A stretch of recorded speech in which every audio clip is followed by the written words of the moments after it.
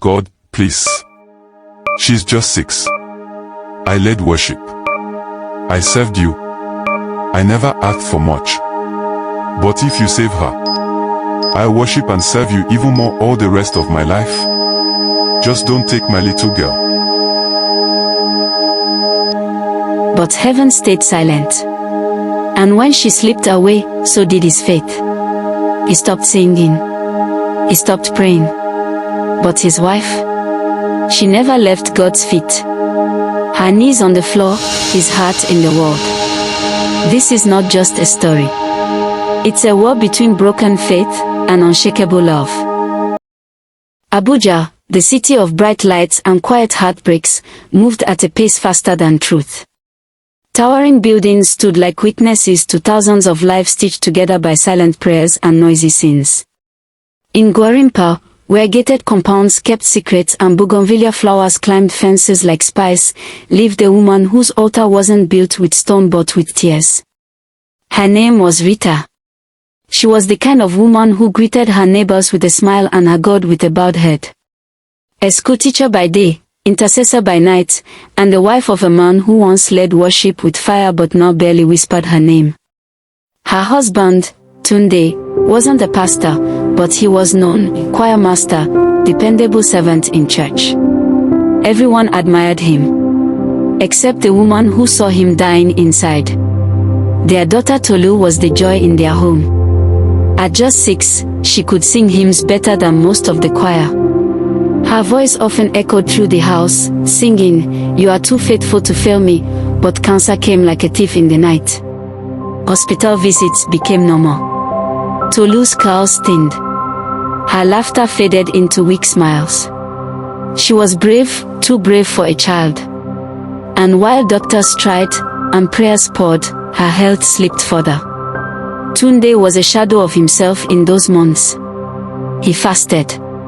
He stopped eating. He stopped sleeping. He spent nights in the hospital chapel, pleading with God. "Father," he wept, lying face down on the cold tiles, "remember my songs. Remember the days I stood on stage and led hundreds in worship. Heal my daughter, Lord.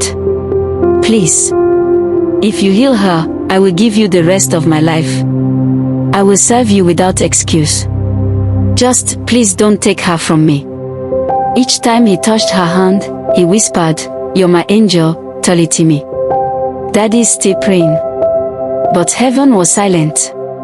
One evening, as the machine slowed down and nurses exchanged grim glances, Tunde fell to his knees beside her bed and shouted, "God, don't do this. Don't let her die like this." But she did. They buried her on a rainy Tuesday. Tunde didn't cry. Not even once. But something in him died with her. That night, he sat alone in the corner of their bedroom while Rita wept into her Bible. He looked at the ceiling and whispered, "You didn't keep your end, Lord. So why should I keep mine?" Mama Esther, the pastor's wife, visited days later. She sat beside him and said quietly, "Sometimes, God says no. Not because he doesn't love us, but because his thoughts are not our thoughts, and his ways are not our ways." Isaiah 55 verse 8. Tunde turned his face. Then he should have warned us. I would have preferred a warning. Mama Esther gently answered, "He did warn us, just not the way we expected. But even in this pain, he's not finished with you." But Tunde was done. He stopped singing. Stopped praying. Rita kept praying. She clung to God like a lifeline. Tunde let go. They tried again. Pregnancy after pregnancy. Failed IVF. Seeds sown. Doctors said her womb was too scarred from the fibroids. Tunde withdrew further. Sat outside most nights, staring into space. Then came Kunle, Tunde's old university friend. Loud. Flashy. Divorced 3 times. Called himself a relationship expert. When he came to Abuja, he took Tunde out. "You're still with that church girl?" Kunle mocked. Still playing choir master while your life is on hold. She's enduring, Tunde said weakly. Enduring? That's not marriage. That's prison. You've paid your dues. Enjoy your life now. Find someone who makes you feel alive. That night, they went to a club in the heart of the city. Tunde drank for the first time in 10 years. A woman danced near him. He didn't stop her. Her name was Dora. She was bold, sleek, and didn't ask about church or children. Just drinks, music, and smiles.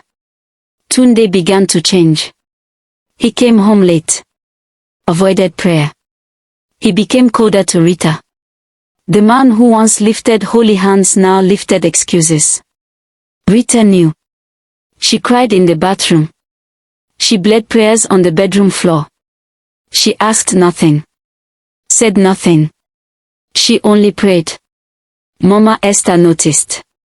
My dear, she whispered one Sunday after service, don't fight him. Fight in the spirit. Even Hannah was mocked, but her answer still came. Rita knelt night after night. Her voice barely audible. Lord, save him. I know what I see. But I trust what you've said. On their 10th anniversary, he didn't remember. He was in Joby, with Dora. That night, Rita wore her wedding dress alone. Lit a candle. Played their wedding song. And danced. To heaven. She left a note on the bed, I have not stopped praying. The next morning, he came home to silence. He saw the candle, the dress, the note. He felt nothing. But heaven had begun its work. In the weeks after, things fell apart. Dora got clingy. Kunle became unavailable. Tunde lost a major contract due to scandal. Then, an illness, a minor one, but enough to slow him down. He landed in a clinic. Alone. Rita came with fruits, water, and his Bible. He cried. He told her everything. The lies. The bitterness. The hopelessness. She listened. She held him. And she said, we can't change what happened. But we can let God write the rest. He moved back into their room. Joined counseling. Rejoined the choir. Mama Esther never stopped visiting. Then came the suggestion. Adoption. Tunde thought it was a good idea. Mama Esther agreed. There are children who need parents like you, she said gently. But Rita refused. No, she said firmly. Adoption doesn't make me a mother. God will give me my own child. Mama Esther took her hand. Adoption doesn't cancel the promise. Sometimes, God brings a child to open the womb. That night, Rita had a dream. She held a baby she hadn't birthed, but loved deeply. Then, another vision, 2 babies in her arms. It came again. And again. She wept one night and prayed, Lord, if this is your will, I surrender. They adopted a baby girl, Zainab, they renamed her Zion. 2 years passed. Zion was joy personified. She danced to worship songs. Called them Mama and Dada. She filled their home with light. Then one day, at the market, Rita fainted. The nurse at the clinic stared at her. You're pregnant, Ma. She laughed. That's not possible. Ma, you're carrying twins. Tunde burst into tears when she told him. Rita collapsed to her knees. 9 months later, she gave birth to a boy and a girl. 3 children now. 1 adopted. 2 birthed. But all loved. And in the quiet corners of Gorimpa, heaven stood still and smiled. Because God never forgets. Because his no is sometimes making room for a bigger yes. Because adoption didn't cancel the promise. It's fulfilled it.